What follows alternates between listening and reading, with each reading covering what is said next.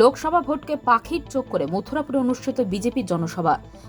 নিয়ে এই নির্বাচন লড়তে চলেছি, আর তাকেই কেন্দ্র করে বিভিন্ন ধরনের কর্মসূচি আমরা নিয়েছি।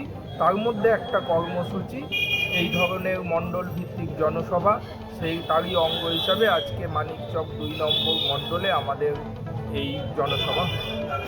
গত 2019-এর নির্বাচনে আমরা খুব সামান্য ভোট, লোকসভা নিরিখে যেটা খুব সামান্য ভোট বলা হয়, 8,000 ভোটে আমরা পরাজিত হয়েছি। তো আমরা আত্মবিশ্বাসী যে সেই 8,000 ভোটে যে পরাজয়, সেই বেদনা আমরা মালদার যারা কার্যকর্তা আমরা ভুলতে পারিনি। সেই 8,000কে আমরা 80,000-এর উপরে ভোটে জয়লাভের জন্য আমরা আত্মবিশ্বাসী। Bureau news Bangla Times.